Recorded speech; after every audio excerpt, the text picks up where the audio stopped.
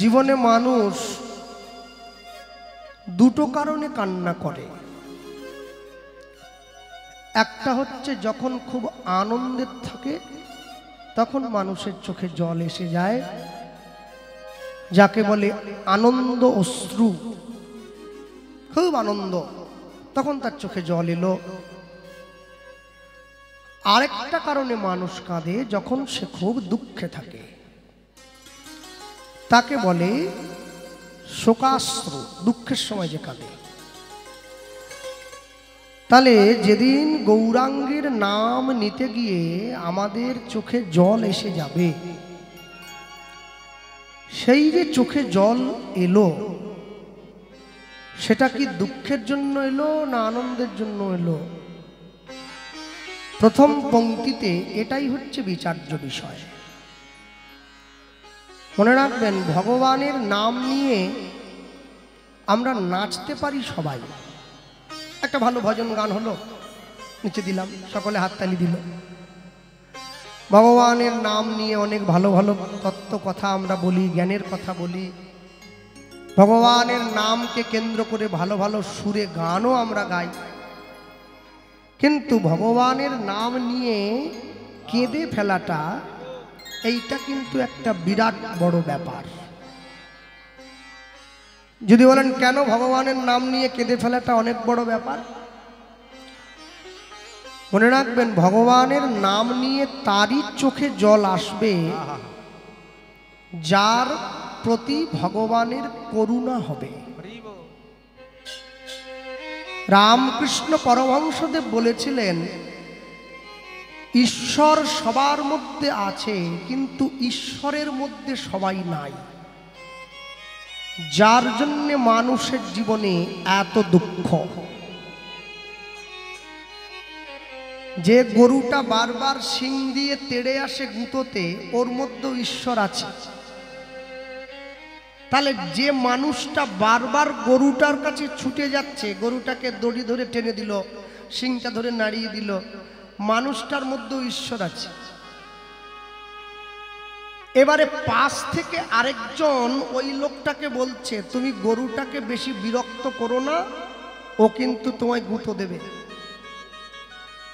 ওই পাশের ব্যক্তির কথা না শুনে যখন গরুটাকে আবার বিরক্ত করতে গেল, গরুটা শিং দিয়ে গুঁতিয়ে ওকে মাটিতে ফেলে দিল।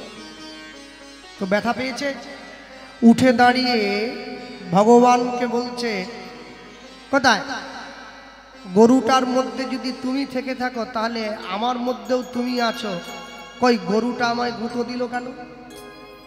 কই তুমি যে গরুটাকে বাধা দিলে না যে গুঁতো দিস না, ওটা মানুষ। পাশ থেকে দাঁড়িয়ে থাকা লোকটা বলছে, আমি তো তোকে বাধা দিয়েছিলাম, ঈশ্বর তো আমার মধ্যেও আছে। তুই যদি আমার বাধাটা শুনতি তাহলে তুই গুঁতো খেতি না। হ্যাঁ, জানিয়া শুনিয়া জীবের ভক্তি না জন্মাইল, মহাপ্রভু বলে মোর কিছু এলো আর না গেল। আমি বলে গেলাম, পালন কেউ করল না, সেটা তার ব্যক্তিগত ব্যাপার। আসল ছিল বলে নকল এসেছে, আসল না থাকলে নকল আসতো না। 500 টাকার জাল নোট তখনই বাজারে বেরিয়েছে যখন 500 টাকার আসল নোটটা বাজারে পাওয়া গেছে। তারপর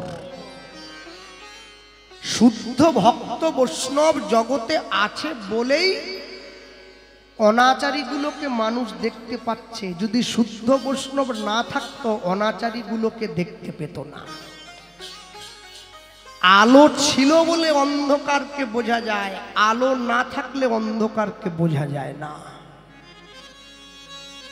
হরিনাম সংকীর্তন ছিল বলে ডিজে গানের কদর আছে, হরিনাম সংকীর্তন উঠে গেলে ডিজে গানের কদর থাকবে না। তবে তো মানুষ ভাগ করে নেয়, এটা শ্রুতি মধুর, ওইটা শ্রুতি কটু। যত দামি হিন্দি গান হোক, যত ভালো হিন্দি গান হোক, 2 বার 5 বার 10 বার 20 বার শোনার পরে আর শুনতে ইচ্ছে যায় না। কিন্তু নিমাই ধারা মহাশয়ের ৭৪ বছর বয়স হয়ে গেছে, এখনো তাকে ডেকে এনে কীর্তন শুনতে ইচ্ছে যায়। সে দাঁড়াতে পারে না, আসলে পায়ে ব্যথা তো, তাও মানুষে বলে আমি 2 ঘন্টা একটু করে দিন না। বলে কি শুনবি, এতদিন ধরে তো নিয়ে যাচ্ছিস। বলে না, আরেকবার শুনে নেবো, এটা শেষবার। যে জিনিসটা পুরনো হয়ে যায় তারপরেও তার প্রতি মায়া থাকে, মোহ থাকে, ভালোবাসা থাকে, টান থাকে, জানবেন সেইটার প্রতি ভগবানের করুণা আছে, না হলে থাকবে না। তাই যদি না হয় তাহলে একই হরিনামের বাসর কি প্রত্যেক বছর বছর হওয়ার কথা নাকি? গ্রামে একবার হয়ে গেলেই তো ফুরিয়ে যেত। প্রতি বছর হচ্ছে, আগামীর চিন্তা এখন থেকে হচ্ছে, আগামীতে আরেকটু ভালো করে করব। কেন এই বোধ? এর জন্য ঈশ্বরের কৃপা দরকার। গৌরাঙ্গ বলিতে হবে পুলক শরীর। যেদিন আপনি দেখবেন হরিনামের ছেঁড়া চটে বসে কীর্তন শুনতে গিয়ে আপনার ইচ্ছায় হোক অনিচ্ছায় হোক, জ্ঞানে হোক অজ্ঞানে হোক, তার নাম বলতে গিয়ে বা শুনতে গিয়ে আপনার চোখে জল এসে গেছে, সেদিন জানবেন তার কৃপা আপনার প্রতি হয়েছে। এরপরে বললেন হরি হরি বলিতে মোর নয়নে বহে নীর। তাহলে যদি গৌরাঙ্গের জন্য প্রেম এসে থাকে অন্তরে, তবেই তো চোখে জল আসবে। আসতে মানুষ 3 রকম ভাবে কাঁদে। দেখবেন এই সংসারে প্রিয়জনকে হারিয়ে মায়ার সংসার ত্যাগ করে যখন কেউ কাউকে ছেড়ে চলে যায়, তখন যখন আমরা কাঁদি, আমাদের চোখের জলটা চোখের ভেতরের কোণ দিয়ে গড়িয়ে পড়ে। একে বলে শোকাশ্রু। যখন অভিনয় করতে গিয়ে কেউ কাঁদে, যাত্রা, সিরিয়াল, সিনেমায় অভিনয়ের কান্না, সেই সময় চোখের জলটা চোখের বাইরের কোণ দিয়ে গড়িয়ে পড়ে। যখন ভগবানের জন্য বিনা স্বার্থে কেউ কাঁদে, তার চোখের জলটা চোখের মাঝখান দিয়ে গড়িয়ে পড়ে। চোখের জলের ভাগ আছে তো, আপনারা শুনেছেন তো কিশোর কুমার মহাশয়ের কণ্ঠে, চোখের জলের হয় না কোনো রং, তবু কত রঙের ছবি আছে আঁকা, আছে তো। কেন? জলের রং হয় না, কিন্তু বিনা কারণে চোখে জল আসে না, তার কারণ থাকা চাই। বৈষ্ণব মহাজন লিখছেন, কি করলে তোমার কৃপা পাওয়া যায়? পরবর্তী পংক্তিতে বলো আর কবে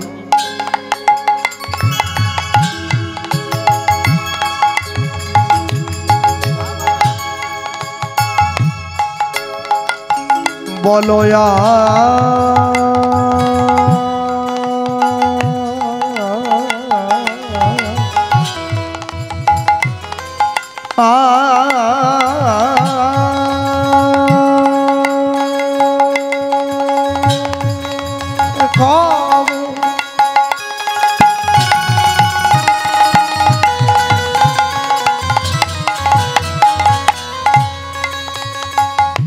বলো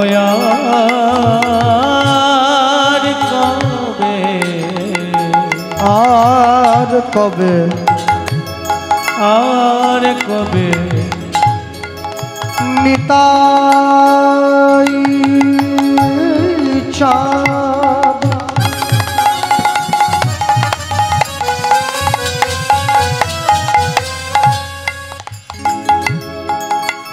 আমায় করুণা, আমায় করুণা,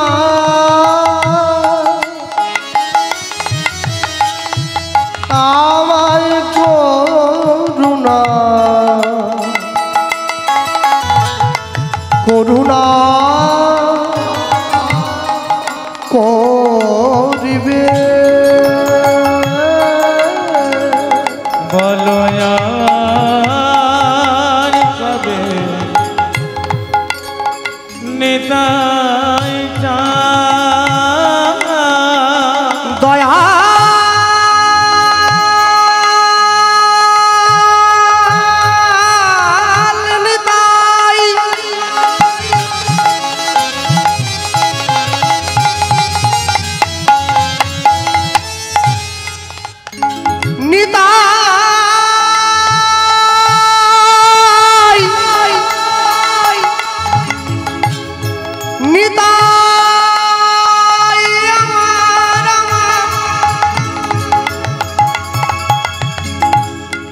নিতাই আমার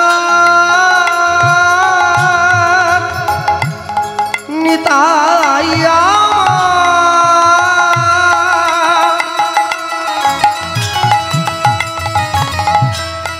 নিতাই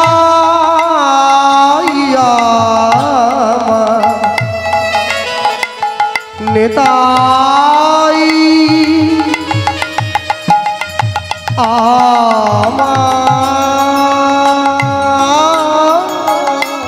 বলো আর কবে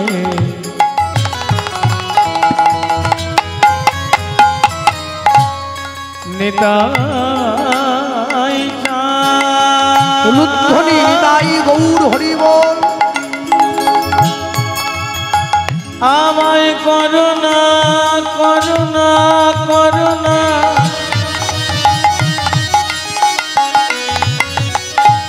করুণা করিবে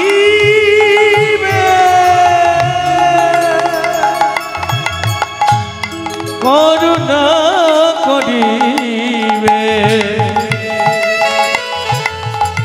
আমায় করুণা করিবে। ওগো সংসার বাসনা মোর কবে দূরে যাবে। ওগো সংসার বাসনা ওগো কবে দূরে যাবে। বল বিষয় ছাড়িয়া কবে শুদ্ধ হবে মোর। কবে হাম হে রব সেই মধুর বৃন্দাবন। ওই না কবে হাম রব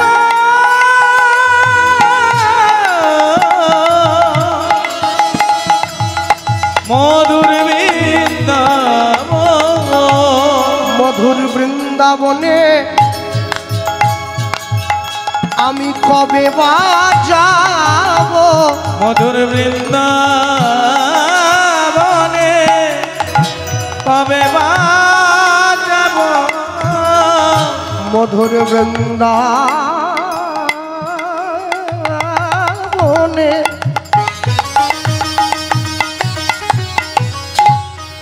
আমি কবে বা যাব।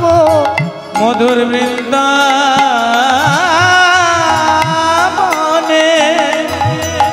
আমি কবে বা যাব। সেটা রাধা কৃষ্ণ যুগল চরণ সেবা করিব।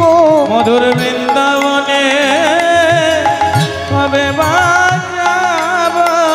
আমার তাপিত পরা শীতল হইবে। বৃন্দাবনে কবে বা যাব। আমার ভবের জ্বালা জুড়াইবে। বৃন্দাবনে কবে বা যাব। আমার ভবে আসা যাওয়া আর বিফল হবে না গো। বৃন্দাবনে কবে বা যাব। আমি তোমার চরণে শরণ লইব। বৃন্দাবনে কবে বা যাব। অন্তিম কালে তোমার চরণ পাব। বৃন্দাবনে কবে বা যাব। আমার আসা যাওয়ার মোহরব না। বৃন্দাবনে কবে বা যাব। তোমার চরণে ঠাই লভিব। তাই কবে যাব। তোমার চরণে ঠাই লভিব। বৃন্দাবনে কবে যাব। বৃন্দাবনে কবে যাব। বলি কবে হব রব মধুর বৃন্দাবন। ওই না কবে হব রব মধুর বৃন্দাবন। যে মদ খায় তার নেশা কেটে যায়, মদ যাকে খায় তার নেশা কাটে না। যে সংসার করে সে সংসার থেকে বেরিয়ে যায়, কিন্তু সংসার যার মধ্যে ঢুকে যায় তার বেরোনো কিন্তু কষ্ট আছে। হ্যাঁ, দেখবেন আমরা কীর্তনে বলে থাকি, প্যাকাল মাছ পাকে থাকে গায়ে পাক লাগে না। আচ্ছা, এত সোজা নাকি? প্যাকাল মাছের মতো চামড়া তৈরি করতে গেলে ভাগ্যের দরকার হয়। প্যাকাল মাছ পাকে থাকে গায়ে পাক লাগে না, এটা বলে দেওয়া সোজা। ওই গাটা তৈরি করতে অনেক কাঠখড় পোড়াতে হবে, এমনি হবে না। এর জন্য ভজনের দরকার আছে। বাবা মরে যাচ্ছে, মৃত্যু শয্যায় শুয়ে আছে, আধ ঘন্টা পরে দেহ ছেড়ে প্রাণ পাখিটা চলে যাবে। তো মজার ব্যাপার তো, সেখানে খাতা বন্ধ, সেকেন্ডের মধ্যে এখানে পাতা বন্ধ। আমি চোখের পাতার কথা বলছি। ভগবান তো সুপারভাইজার, মাঝে মাঝে খাতা চেক করে। চিত্রগুপ্ত সব সময় লিখছে তো, হ্যাঁ, কোনোটা ফাঁকি দেওয়ার জায়গা নেই। আমি লুকিয়ে আড়ালে গিয়ে একটা বিড়ি খেলে সেটাও লেখা হবে, যে কীর্তনও করে আবার বিড়িও খায়, ওটা বাদ যাবে না, লেখা হবে। তা আমি আপনাদেরকে ফাঁকি দিলাম, ও সিসিটিভি ক্যামেরা বসিয়ে রেখেছে ওপরে, ওটা তো ফাঁকি দেওয়ার জায়গা নেই। যার ব্যাংকে, যে ব্যাংকে চুরি হয়ে গেছে, পরে শোনা গেল চোর নাকি ক্যামেরার ওপরে পিছন থেকে কালো কাপড় বেঁধে দিয়েছিল, তাই আর ছবি ওঠে নাই। পরে শোনা যায় রক্ষা করার দায়িত্ব যে সিকিউরিটি গার্ড ছিল সে নাকি ভাগ পেয়েছে, ওই জন্য ক্যামেরা বন্ধ করে দিয়েছে। তাই এই সিকিউরিটি গার্ডকে টাকা দিয়ে মুখ বন্ধ করলেন, ওখানে সিকিউরিটি গার্ডকে কি দিয়ে মুখ বন্ধ করলেন? ও ঘুষ খায়ও না, ঘুষ দেয়ও না, ও যা হবে পরিষ্কার লিখে রেখে দেবে। তবে তো এই কথা সাজে সত্যের জয় অনিবার্য হয়। তাহলে এখন আশ্চর্যের বিষয়, বাবা মৃত্যুর সঙ্গে পাঞ্জা লড়ছে, ছেলে ছুটে এসেছে, আমার হাত ধরে ডাকছে, তোর পাড়ার দাদু, তুই আয়, তুই একটু হরিনাম শুনিয়ে দিবি। হ্যাঁ রে, আরে আমি তো লীলা কীর্তন করি, নামের দলকে ডেকে নিয়ে যা, নাম কীর্তন যারা গায় তারা। বলছে না, নামের দলকে ডাকলে আবার পয়সা দিতে হবে, তুই তো বাড়ির পাশের ছেলে, এত পয়সা নিবি নি, আয় চলে একটু নাম শুনে দিবি আয়। সম্পত্তি এমন ভাবে বাড়াবেন না। 10 বিঘে মাগুর মাছের চাষ করেছেন, এমন বড় সম্পত্তি বাড়িয়েছেন, আপনার মরার সময় আপনার ছেলে ডাক্তার ডেকে না এনে আগে উকিল ডেকে আনছে, বলে বাপের সম্পত্তি ভাগ করিয়ে ডাক্তার পরে ডাকলেও হবে। কার নামে কত দিয়ে গেল? সম্পত্তি বাড়িয়ে দিয়েছে বিরাট। তা আমি গিয়ে, বৃদ্ধ শুয়ে আছে, রামকর্তালটা নিয়ে কানের কাছে বাজি, হরে কৃষ্ণ কৃষ্ণ হরে রাম হরে রাম রাম হরে হরে। আধ ঘন্টা পরে সে বয়স্ক মানুষ চোখ মেলে তাকিয়ে তার নিজের ছেলেকে ডেকে বলছে, কোন জায়গার জমির খদ্দের? সে বুড়ো মনে ভাবছে আমি জমি কিনতে গেছি, খদ্দের। তার ছেলেকে বলছে 4 লাখ টাকা শতক বাবা, কমে দিসনি, ঠকে যাবি। আমি ওর ছেলেকে গিয়ে বলছি, হ্যাঁ রে, তোর বাপের ভিতরে তো জমি বসে গেছে রে, মরার সময়ও জমি ছাড়তে পারিনি। হ্যাঁ, হরিনাম কানে ঢোকে নিয়ে আমি নাম দিতে এসেছি, আমাকে বলছে কোন জায়গার জমির খদ্দের। সারা জীবন ধরে ক্যাংড়ার মতো শুধু মাটি আঁচড়ে, এ আলের মাটি ও আলে তুললো, ও আলের মাটি এ আলে তুললো, জমি ভিতরে ঢুকে গেছে, আঙুল খড়ে চলে গেছে, তবু জমি ছাড়েনি।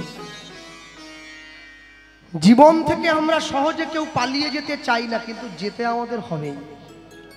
জীবনের ফাইনাল খেলাটা যার বিপক্ষে যে খেলতে হবে তার নাম হচ্ছে মৃত্যু, আর যেখানে আমাদেরকে হার মানতেই হবে। তাহলে মৃত্যুর সামনে মাথা নত করে দাঁড়িয়ে থাকার থেকে উচিত নয় কি সগর্বে মাথাটা তুলে দাঁড়ানো, যে আমি এমন কোনো কর্ম করিনি যার জন্য তোমার সামনে আমাকে মাথা নত করতে হয়।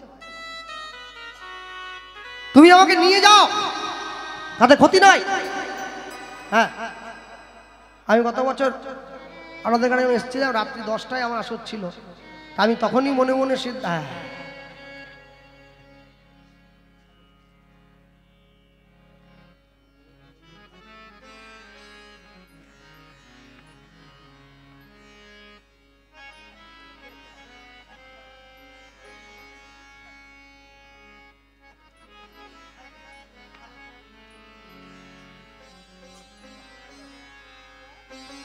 একটা অনুরোধ আছে মায়ের।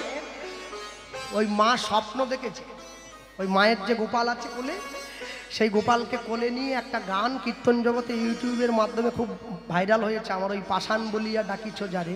তো মা দেখেছে ওই গানটা, ওনার গোপালকে কোলে নিয়ে আমি গাইছি। সেই গানটা একটু গাওয়ার জন্য বলেছে, আমি বলছি গাইবো মা, বসো, আমি আছি। যাই হোক, তো গত বছর আমি এসে বলেছিলাম যে যদি সামনের বছর আসতে পারি তো অনেক কথা আমার বলার আছে, তো আজকে বলার আছে। আমি এই জন্য বলবো, এত কষ্ট করে রাত জেগে সন্ধ্যেবেলা থেকে সারা দিন ধরে হরিবাসরটা দেখতে 2 দিন 3 দিনের, কিন্তু আয়োজন করতে সময় লাগে 5 থেকে 6 মাস। 1 বছর ধরে চেষ্টা করে মানুষের পয়সা এক জায়গায় করে তারপরে হরিনাম হয়। কিন্তু কেন এত কষ্ট করে হরিনাম দেবো, এত কষ্ট করে ভগবানের জন্য আমরা আয়োজন করেছি, এত কষ্ট করে মন্দির বানালাম, প্যান্ডেল মাইক তৈরি করেছি, শ্রোতাদের ডাক দিয়েছি, ভক্তদের আহ্বান করেছি, হ্যান্ডবিল ছাপিয়েছি, কেন করেছি? আমরা এমনি এমনি করিনি। আমরা কেন করলাম? যাতে আমাদের সার্বিক কল্যাণ হয়, সকলের মঙ্গল হয়, একজনের জন্য যেন না হয়। চোখ বন্ধ করে যদি ঠিক মতো নিঃশ্বাস নেওয়া হয়, নিঃশ্বাস প্রশ্বাসটা ছাড়া নেওয়া করলে বোঝা যায় বাতাসে বারুদের গন্ধ ভেসে আসছে, এই বুঝি জীবনটা চলে গেল। বাড়ির ছেলে মেয়ে পরিবার যখন বাড়ির বাইরে যায়, বাড়ির লোক সবসময় ভয়ে ভয়ে থাকে, ফিরে নাও আসতে পারে।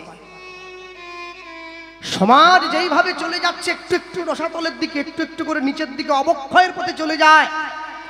যখন দেখবেন নদীতে জোয়ার আসে সব কিছু ভরে যায়, আর যখন নদীতে ভাটা হয়, ভাটার টানে সব কিছুকে টেনে নিয়ে নদী তার নিজের গর্ভ মাঝে নিয়ে চলে যায়, কিচ্ছু বাকি থাকে না। মানুষের জীবনে যখন ভাটা আসবে, জীবন থেকে যখন হাত ধুয়ে নিতে হবে, আমাদের জীবনের কোনো কিছু আমরা ধরে রাখতে পারবো না, বাঁচতে চাইবো কিন্তু পারবো না, সব পিছন দিকে টেনে নিয়ে যায়। তাহলে যে কদিন পৃথিবীতে আছি, আমি যদি সে কদিন তার নাম প্রাণ ভরে করি, তাহলে আমার ক্ষতি কোথায়? কেউ তো আমাকে বলেনি যে তুমি কাজ করবে না, শুধু নাম গাইবে। তুমি কর্ম করো, তুমি কাজও করবে, তুমি নামও গাইবে। তুমি যে কর্ম করতে যাচ্ছ সেই কর্মের সঙ্গে নামকে সাথী করো। দুর্যোধন বসে আছে রাজ সিংহাসনে, কৃষ্ণ গিয়ে কি বলেছিল দুর্যোধনের কাছে? দুর্যোধন, আমি পাণ্ডবদের পক্ষ থেকে আসিনি, পাণ্ডবরা আমাকে পাঠায়নি, আমি নিজের থেকে এসেছি। ভাইয়া বলো, আমি বলছিলাম কি, পাণ্ডবরা বড় গরিব, তুমি যদি 5টা গ্রাম 5 ভাইয়ের নামে দিয়ে দাও, কুন্তির 3টে ছেলে তো, যুধিষ্ঠির, ভীম, অর্জুন, মাদ্রির 2টো, নকুল, সহদেব, তুমি যদি 5 ভাইয়ের নামে 5টা গ্রাম দিয়ে দাও, তাহলে এত বড় রক্তক্ষয়ী যুদ্ধের হাত থেকে সমাজটা বেঁচে যাবে, পৃথিবী রক্ষা পাবে, এত মানুষের রক্ত ঝরবে না। হ্যাঁ, সারা বিশ্বজগতের ভগবান হাত জোড়ো করে দুর্যোধনের কাছে 5টা গ্রাম চাইতে এসেছে।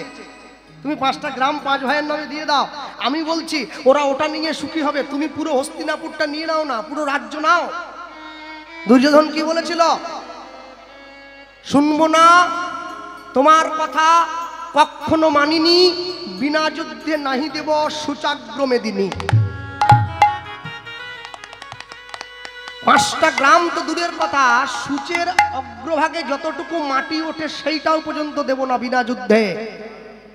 ভগবান বলেছিল আমি তোমার কাছে হাত জোড়ো করে 5টা গ্রাম চাইছি, তুমি আমায় দিলে না। ভাইয়া আচ্ছা বলো তো, যুদ্ধ করে যদি তোমার পায়ের তলার সব মাটিটা চলে যায়, তখন থাকতে পারবে তো? উত্তর দিয়েছিল দুর্যোধন, তবু নিজের মনকে বুঝ দেব, আমি লড়াই করে হেরেছি, এমনি এমনি মাথা নত করিনি। মনে রাখবেন, তাহলে স্বয়ং ভগবান যে তার কথা দুর্যোধনের মতো খল ব্যক্তি শোনে নাই, আর আমি তো মানুষ। কি করে ভাবছেন আপনি যে আপনি জগতে সবার কাছে ভালো হবেন? এই আশা কোনোদিন করবেন না। মহাপ্রভুর কপালটা মেরে নিতাই চাঁদের কপালটা ফাটিয়ে দিয়েছে, জগাই মারেনি, মাধাই মেরেছে। মদ খাচ্ছিল, সেই মদের কলসিটা দিয়ে মেরে ফাটিয়ে দিয়েছে। জগাই কিন্তু বাধা দিয়েছিল, মারিসনি ভাই, ওই লোকটা তো বৈষ্ণব, হরিনাম দিতে এসেছে, তো আমরা নেবনি তাড়িয়ে দিলেই হয়, তুই মারলি কেন? নিতাই চাঁদ কপালটা চাপা, হাত চাপা দিয়ে বলছিল কি, মেরেছিস কলসির কানা, তা বলে কি প্রেম দেবো না? মাধাই বলছে এরপর যদি আরেকটা কথা বলো তাহলে আবার মারবো। নিতাই চাঁদ ছুটে পালিয়ে গেছে। নিতাই চাঁদ কে? সত্যে সংকর্ষণ, ত্রেতায় লক্ষণ, দাপরে বলরাম, কলিতে নিত্যানন্দ। তার ক্ষমতা নেই মাধাইয়ের সঙ্গে লড়াই করার মতো, তবু হাত জোড়ো করে হরিনাম দিতে গেছে। একবার কৃষ্ণ বল। কপালটা চাপা দিয়ে আছে। হরিদাস ঠাকুর বলছে প্রভু চলে এসো, কপালে রক্ত ঝরছে, একটু ওষুধ দিতে হবে, তো এসো, চলে এসো। চলে যাওয়ার পরে জগাই মাধাইকে ডাক দিয়ে বলছে, ভাই কাজটা কি ঠিক হলো রে? হ্যাঁ, বৈষ্ণবকে মারলি, আমরা ব্রাহ্মণ, মদ খেয়েছি তো কি হয়েছে? আমরা জগন্নাথ রায় আর মাধব রায়, বৃন্দাবন দাস ঠাকুর চৈতন্য ভাগবতে লিখছেন, নদীয়ার নগর কোটাল 2 ভাই, জগন্নাথ রায় আর মাধব রায়, তারাই তো জগাই মাধাই। আমরা মদ খেয়েছি তা বলে বৈষ্ণবের গায়ে হাত তুললাম? মাধাই বলে তুই দেখেছিস মারলাম, জগতের মানুষ দেখেছে মারলাম। কোনো না কোনো দিন কোনো না কোনো বইতে লেখা হবে যে মাধাই মদ খেয়ে নিতাই চাঁদের কপালটা ফাটিয়ে রক্ত ঝরিয়ে দিয়েছে, কিন্তু আমি কেন মেরেছি সেটা আমি জানি। বলে কি রে, মারেরও আবার কারণ হয় নাকি? বলে হবে না। এমনি এমনি আমি আপনাকে গিয়ে জিজ্ঞাসা করলাম, আমি গিয়ে কোনো মানুষকে যদি জিজ্ঞাসা করি বেহালাতে এসে যে আমি নেপালগঞ্জ বাজার যাব, আমাকে ঠিকানাটা বলতে পারেন? তা আমি গাড়ির কাঁচ খুলে জিজ্ঞাসা করেছি বলে আপনি আমাকে একটা চল লাগিয়ে দেবেন ঠাস করে? বুঝতে হবে তো কোনো না কোনো কারণ ছিল। মাধাই বলছে মারিনি। তাহলে কেন? ওই যে মারিনি, কলসি দিয়ে তো মারলি। বলে কেন মারলাম জানিস? নিতাই চাঁদকে আঘাত করে জানিয়ে দিয়েছি মহাপ্রভুকে, নবদ্বীপে এখনো দুটো পতিত পাষণ্ড পড়ে আছে, উদ্ধার করবে না। মহাপ্রভু নিতাই চাঁদের রক্ত দেখে ছুটে আসবে আমাদেরকে মারার জন্য। আমরা দু ভাই মহাপ্রভুর চরণে পড়ে যাব, তবে তো উদ্ধার হব রে ভাই, না হলে কি করে হব? চপন গোপাল শিবাসের ঘরে গিয়ে ছাগলের মুন্ড ঝুলিয়ে দিয়েছে, বৈষ্ণবরা একবারে ক্ষেপে লাল হয়ে গেছে, এত বড় সাহস। শিবাস পণ্ডিত বলছে চপন গোপাল ছাগলের মুন্ড ঝুলিয়ে দিয়েছে আমাদেরকে রাগাবার জন্য নয়, তবে আমাকে জানিয়ে দিয়ে গেছে চপন গোপাল নামে একটা দুষ্টু তান্ত্রিক এখনো পড়ে আছে, যে ভক্ত হয়ে হরিনাম করতে চায়, মহাপ্রভু যেন তাকে তার চরণে আশ্রয় দিয়ে দেয়। জায়গাটা বুঝতে হবে তো, শুধু মাঝখান থেকে আস্ফালন করলে হবে? তাহলে যদি নিতাই চাঁদের চরণে ভক্তি আনতে চাই, যদি ভগবানকে ভালোবাসতে চাই, আমাকে দুটো প্রাথমিক কাজ করতে হবে। কি কাজ? রূপ রঘুনাথ পদে হইবে আকুতি। রূপ রঘুনাথ পদে হইবে আকুতি। রূপ রঘুনাথ পদে হইবে আকুতি। রূপ রঘুনাথ পদে হইবে আকুতি। ওগো কবে হাম হেরব সেই যুগল পীড়িতি। কবে হাম হেরব সেই যুগল পীড়িতি। রূপ রঘুনাথ পদে রহু বড় আস। হয় না রূপ রঘুনাথ পদে রঘু মরয়া। রূপ রঘু নাথ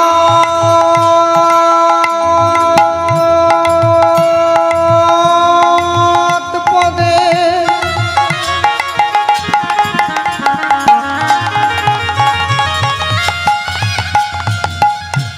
রহু বড় আস। হয় না রূপ রঘুনাথ পদে রঘু প্রার্থনা করো এ সদাই নরোত্তম দাস। প্রার্থনা করো সদা নরোত্তম দাস। বলি প্রার্থনা করো এ সদাই নরোত্তম দাস। প্রার্থনা করো সদা নরোত্তম দাস। বলি আমার ভাগ্যে হলো না গো।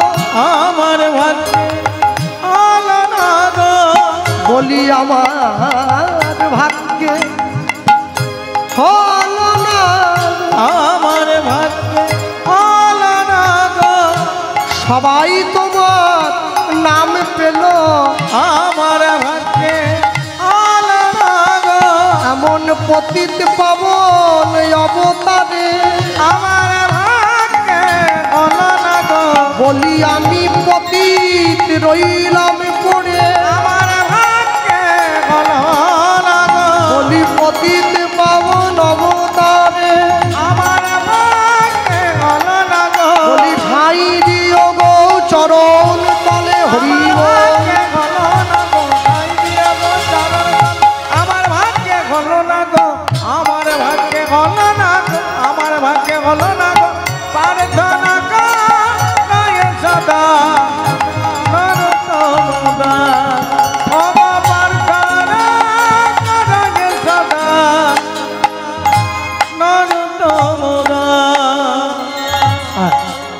রূপ রঘুনাথ পদে রহু মরয়া প্রার্থনা করয়ে সদাই নরোত্তম দাস প্রার্থনা করয়ে সদা নরোত্তম দাস। চলো ছোট্ট করে আমরা গৌরচন্দ্রিকা শুনলাম, লীলা মাধুর্যের মধ্যে প্রবেশ করি। তার আগে বলতে গিয়ে বলবো, এই এত সুন্দর মালাটা আমায় পরিয়ে দিয়েছে। হ্যাঁ, এই মালাটা হচ্ছে ওই যে বাড়ির প্রভুদের বাড়িতে আমরা আছি, ওনার বাড়ি রাধা গোবিন্দের সেবা হয়েছে এই মালাটা দিয়ে। ভগবানের গলার মালাটা উনি আসার সময় খুলে আনছিলেন, তো দেখলাম আমার গলায়, তাহলে খুলছেন কেন? তোমার গলায় দেবো আসরে। হ্যাঁ, এখন কথা হচ্ছে এই যে মালাটা যে পরানো হয়েছে, এই মালাটার যোগ্য কিন্তু আমি নয়। মালা যদি কারো গলায় শোভা পায় তবে সেটা ভগবানের গলায়। আমাদের মতো তুচ্ছ মানবের গলায় মালা পরিয়ে কি হবে? 500 টাকার জন্য আমরা ফোন কেটে দিই, 500 টাকা কম দিলে বলে ডেট হবে না, রেখে দাও, ফোন কেটে দিই। তা আমার গলায় ছুটে মালা নিয়ে এসছে। এইরকমই একটা ফুলের মালা 1913 সালে গীতাঞ্জলি কাব্যগ্রন্থে নোবেল পুরস্কার পেয়েছিলেন বিশ্বকবি রবীন্দ্রনাথ ঠাকুর। শান্তিনিকেতনে তার ভক্তরা সুন্দর মঞ্চ তৈরি করে তার গলাতেও একটা ফুলের মালা যখনই পরিয়ে দিতে গেছেন, তিনি মালাটা হাতে ধরে নিয়েছেন। সবাই বলছে, ঠাকুর মালাটা পরবেন না? বলে, না পরবো না। কেন পরবেন না? বলে, জানো তোমাদের কাছে এটা মালা হলেও আমার কাছে এটা মালা নয়। কেন? বলছে, আমার কাছে এটা মণিময় হার। তাই সারা বিশ্ব জগতের মানুষের উদ্দেশ্যে ভগবানের কাছে ক্ষমা চেয়েছিলেন, প্রভু কলিযুগের মানুষ তো জানে না, তাই না বুঝে আমাকে মালা পরাবার জন্য ছুটে এসেছে, তাই আমি তোমার কাছে ক্ষমা চাইলাম, এটা আমার জন্য নয়। লিখতে গিয়ে লিখেছিলেন না কি, এ মণিহার আমার নাহি সাজে, এ মণিহার আমার নাহি সাজে। এরপর তাহলে যে ভালোবাসা দিয়ে মালাটা আমার গলায় পরাতে গেল, আমি যদি না পরি তাকে অপমান করা হয়। তাই মালাটা পরতে গেলাম, কিন্তু মনে মনে ভাবলাম পরার পরে একটু খুলে রেখে দেবো, কিন্তু যদি খুলতে যাই তখন আমার মনে হয় এত ভালোবাসার সঙ্গে যারা ধরছে আমাকে, তাদের মনে কষ্ট দেওয়া হবে। তাই কি যে করি, মাঝখান থেকে দুদিকেই চিন্তায় পড়ে গেছি। তাই লিখতে গিয়ে লিখছেন, পড়তে গেলে লাগে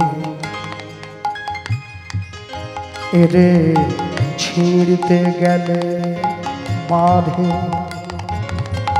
এই মণিহার আমার নাহি সাজে। এই মণিহার আমার নাহি সাজে। মালা কিন্তু আপনারা সবাই পড়েছেন। মাতৃগর্ভ থেকে পৃথিবীতে যখন এসেছিলেন, ভগবান একটা মালা পরিয়েছিল আমাদের, যে মালাটার নাম হচ্ছে মায়ার মালা। মাঝে মাঝে ভাবি সংসারের সব কিছু ছেড়ে দিয়ে তোমার চরণে নিজেকে সঁপে দেবো। যেই সন্ধ্যেবেলা নাম গাইতে বসলাম, অমনি আমার ছেলে এসে ডাক দিল, বাবা আমার স্কুলের খাতা নেই। ব্যাস, আর নাম হলো না, উঠে চলে যেতে হলো।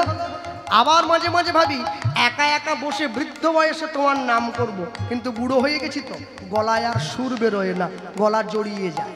তাই লিখছেন, কণ্ঠ যে রোধ করে সুর তো নাহি সরে। শোনো, কণ্ঠ যে রোধ করে সুর তো নাহি সরে, ওই দিকে যে মন পড়ে রয়, মন লাগে না কাজে। এই মণিহার আমার নাহি সাজে, এই মণিহার আমার নাহি সাজে।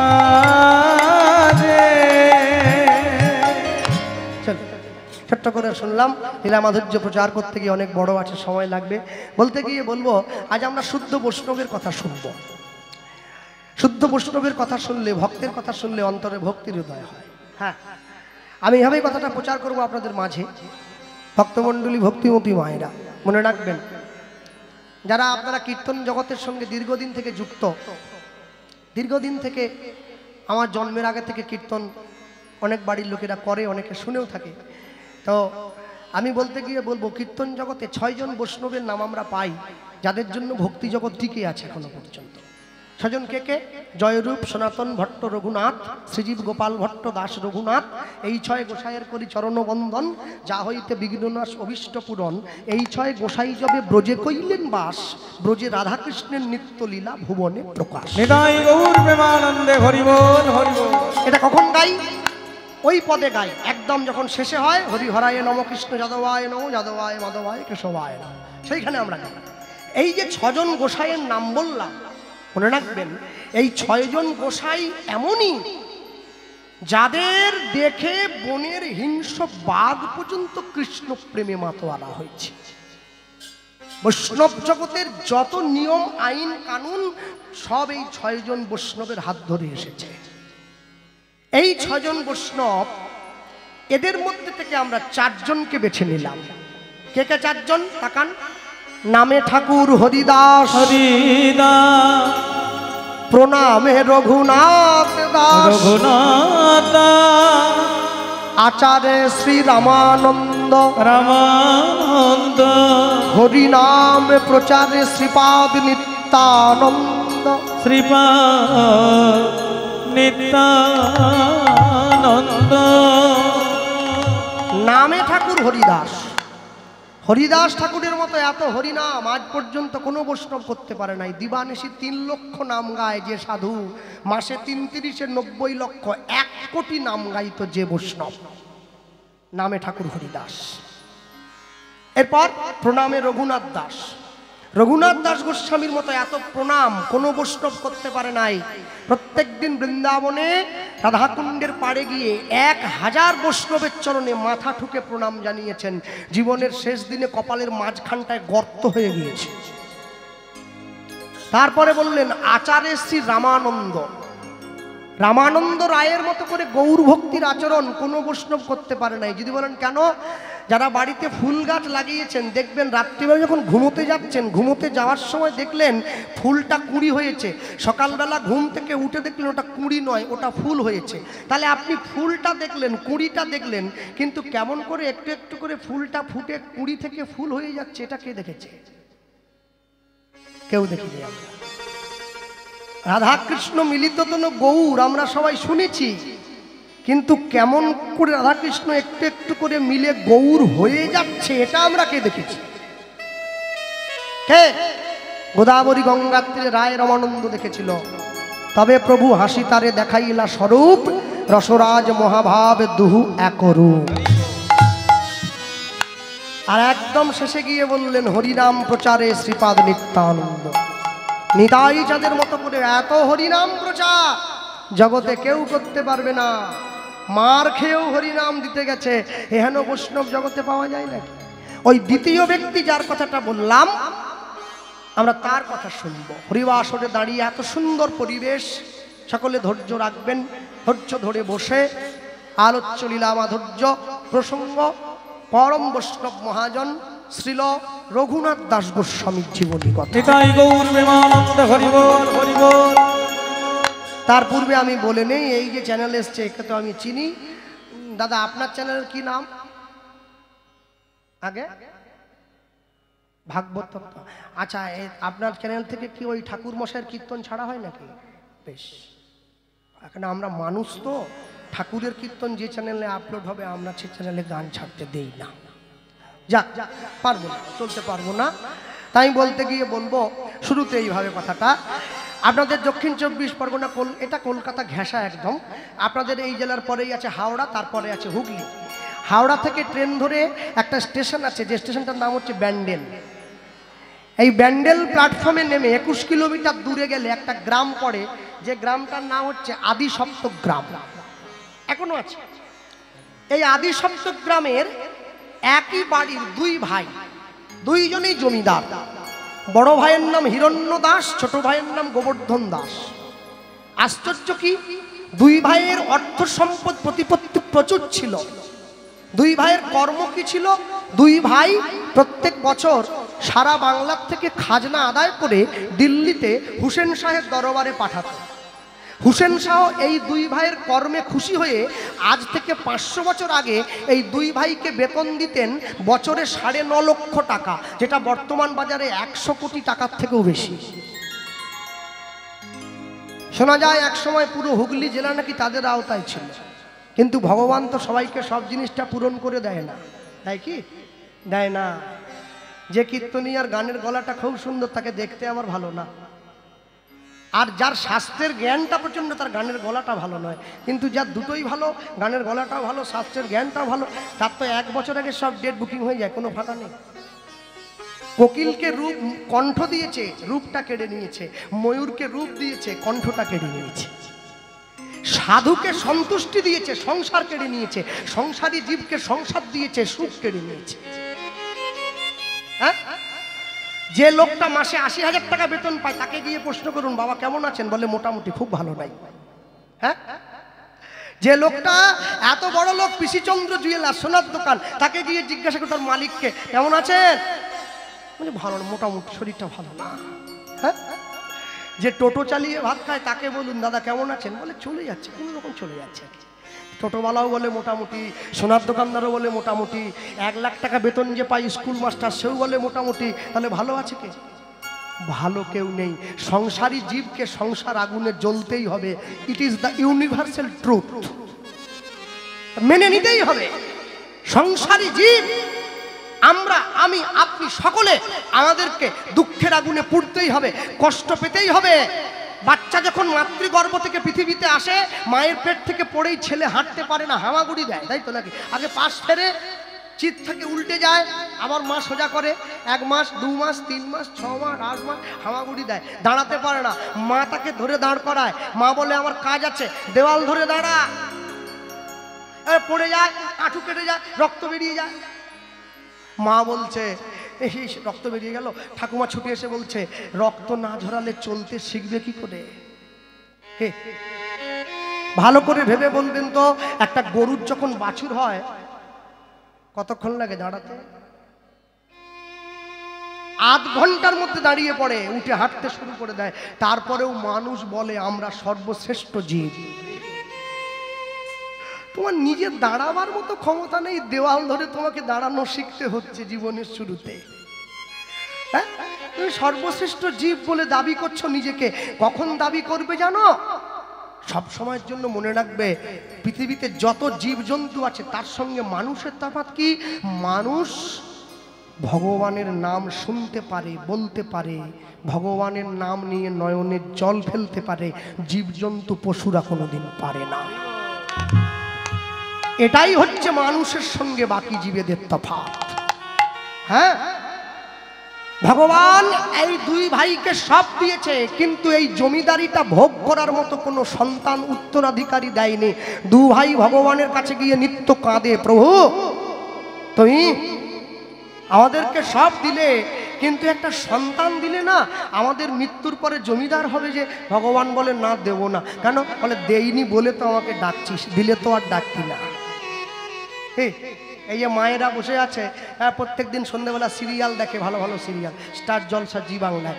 যখন সিরিয়াল দেখে তখন ভগবানকে বলে, হে রাধানাথ তোমার কৃপায় এই ভালো সিরিয়ালটা দেখতে পাচ্ছি, একবারে বলে। আর যেই ঝপ করে কারেন্ট চলে যায়, আহা হা হা হা, হরে কৃষ্ণ হরে কৃষ্ণ। আর 10টা মিনিট যদি পরে যেত না, কি সুন্দর জায়গাটায় চলে গেল, একবারে শেষ হয়ে গেল। এতক্ষণ সুখে ছিলে ভগবানকে ডাকনি, এই দুঃখে পড়েছ অমনি ভগবানকে ডাকছ। সুখের দিনে ভগবানকে ডাকবে, দুঃখের দিনে ভগবানকে ডাকবে কেন? 2 ভাই আজকে যুক্তি করেছে। কি যুক্তি? এতদিন পর্যন্ত ভগবানকে ডেকেছি নিজেদের সন্তানের জন্য, আজকে ভগবানকে ডাকবো নিজেদের সন্তানের জন্য নয়। তবে কার জন্যে? আমাদের মৃত্যুর পরে তোমার সেবা করে তোমাকে ফুল তুলসী দেবে কে, যদি কোনো সন্তান না থাকে? তাই তোমার সেবার জন্য একটা সন্তান দাও। ঘুরিয়ে নাক ধরাচ্ছে, দেখি তুমি কিরম করে পালাও, আর কিরম করে না দিয়ে থাকো। 2 ভাই ভগবানের কাছে গিয়ে ভগবানের চরণটা জড়িয়ে ধরেছে। ভগবানের চরণটা জড়িয়ে ধরে পাষাণ বলিয়া আপনার জন্য এই গানটা গাইছি। ডাকিছ যারে সে তো পাষাণ নয়। আরেকটু বলে রাখা ভালো, গানটার পূর্বে এই গানটা আমি যখন ছোট ছিলাম 8-10 বছর বয়স, আমার মায়ের কাছে শেখাই গান। আমার মা হচ্ছে কীর্তন জগতে আমার প্রথম শিক্ষক, আমাকে হাতে ধরে কীর্তন শিখিয়েছে। তারপর এক এক করে আমি অনেকের কাছে শিখেছি, আস্তে আস্তে করে গুরুদের পরম্পরা ধরে, কেন কীর্তন তো গুরু পরম্পরায় শিখতে হবে, একার উদ্দেশ্যে হয় না। পাষাণ বলিয়া ডাকিছ যারে সে তো পাষাণ নয়। ডাকিতে ডাকিতে নয়ন ঝুরিলে পাষাণ কথা কয়। পাষাণ বলিয়া ডাকিছ যারে সে তো পাষাণ নয়।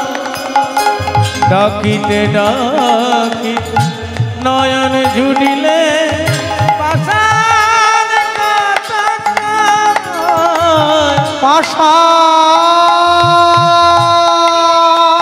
বলিয়া ডাকিছ যারে সে তো পাষাণ নয়।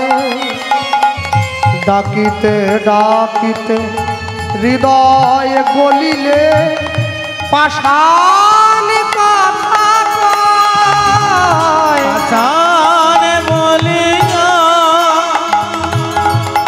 ডাকিছ যারে সে তো পাষাণ নয়।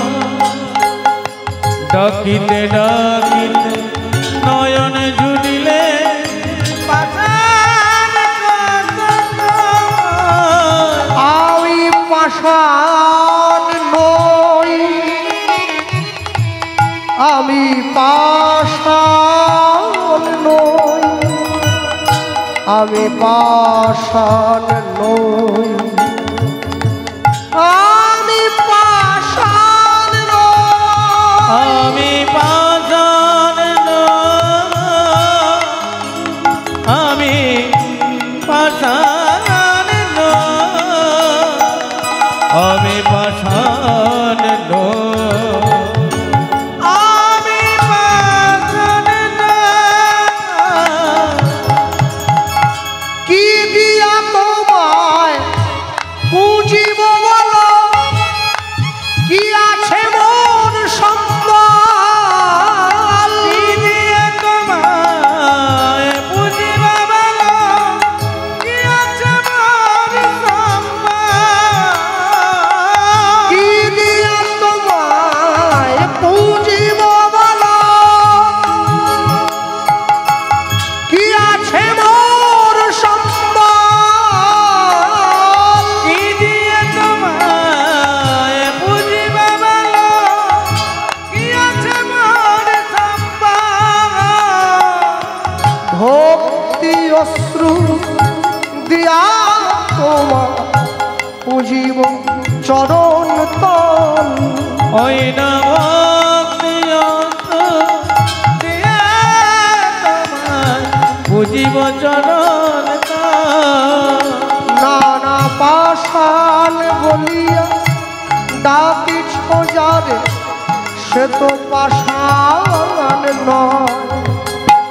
ডাকিতে ডাকিতে হৃদয় ঝুরিলে পাষাণ কথা কয়। ওই না পাষাণ বলিয়া ডাকিছ যারে সে তো পাষাণ নয়। ডাকিতে ডাকিতে